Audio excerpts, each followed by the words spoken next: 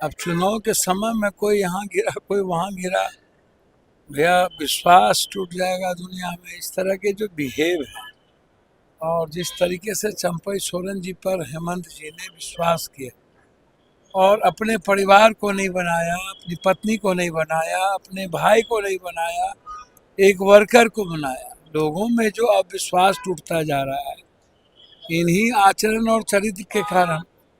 चंपई सोरेन जी को जिस तरीके से शिबू सोरेन जी ने सींचा, जिस तरीके से हेमंत जी ने एक वर्कर को मुख्यमंत्री बनाया, और उसके बाद देखिए भाजपा के पास कोई एजेंडा नहीं है। कश्मीर में आप नहीं देख रहे हैं क्या स्थिति है भाजपा की?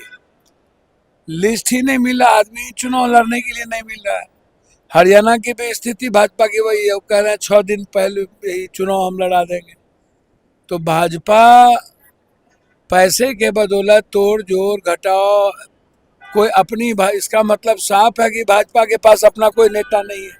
कभी बाबूलाल मरांडी को, कभी किसी को लाते हैं, और उनको अपने नेता पर भरोसा नहीं, अपने पुरुषार्थ पर भरोसा नहीं है। खासतौर पर भाजपा को अब नरेंद्र मोदी जी पर भरोसा नहीं है, ये आप समझ लीजिए। दूसरों का पैंच उधार, कांग्रेस का तोड़ो, कांग्रेस का लाओ, उसका लाओ, तो भरोसा जब नरेंद्र मोदी जी पर ही नहीं है, गारंटी अभी शिवाजी का देख ही लिए, महाराष्ट्र में मूर्ति ही टूट गई, 45 से 47 साल की बात करते थे। तो इसलिए यह समय है आने जाने का। वोटर पर कोई प्रभाव नहीं। सीता सोरेन को ले गए थे ना, वो घर की बहू को ले गए ना। अब तो और भी जो ST SC हैं, दलित हैं, OBC है, EBC है, वो तो पूरा एकजुट हो चुका है हेमंत सोरेन जी के नेतृत्व में कि हेमंत सोरेन को मुख्यमंत्री बनाना। तो जितना तंग करिएगा, आज तक तो तंग ही करते रहे, जेल भी भेजे। जब किसी भी चीज़ों से नहीं ये हेमंत सोरेन जी को दबा पाए, ना हेमंत सोरेन जी को किसी भी तरीके से ये खत्म कर पाए, तो अब शुरू हो गया तोड़ जोड़ की राजनीति। सर, कंगना रनावत ने फार्मर्स को लेके, किसानों को लेके बयान दिया था कि अगर हालात नहीं संभलते तो बांग्लादेश जैसे हो जाते। इस पर अब बीजेपी ने किनारा कशी की है उनके बयान से। सर देखिए, एक बात समझिए, रोपिएगा बबूल, खाइएगा खजूर। कंगना जी चॉइस किसकी है? कौन नेता की चॉइस है? ऐसे ऐसे कंगना जी, अंगना जी, ऐसे ऐसे लोगों को हिला करके राजनीति करिएगा तो क्या पाइएगा? आप हमको बताइए ना। उसको आज़ादी का पता नहीं, किसी चीज़ का पता नहीं। तो कंगना और के बारे में इस देश को गंभीरता से कोई लेता ही नहीं है, और बीजेपी के पास कंगना टाइप के चीज़ों कुछ है ही नहीं।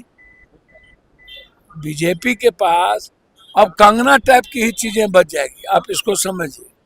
तो इसीलिए उसको ही मत लीजिए।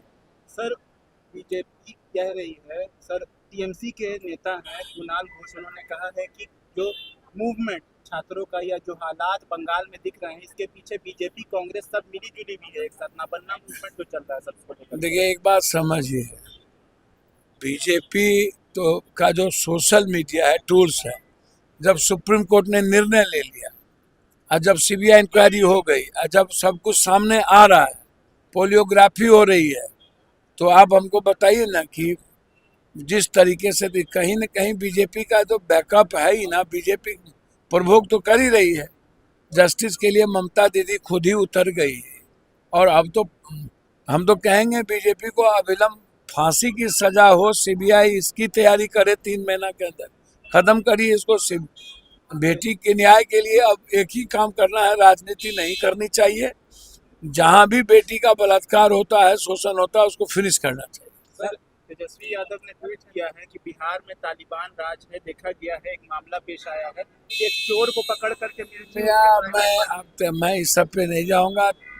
कौन क्या ट्वीट करते हैं, कौन नीतीश कुमार के बारे में क्या बोलते हैं, कौन क्या कहते हैं, भैया मेरा कोई लेना देना नहीं। हम आग्रह करेंगे कि बिहार की जो दुर्गति सब लोगों ने मिल के किया है, अब बिहार को बख्श दीजिए। न्यूज नेशन अब व्हाट्सएप पर खबरों के ताजा अपडेट के लिए न्यूज नेशन के इस QR कोड को स्कैन करें।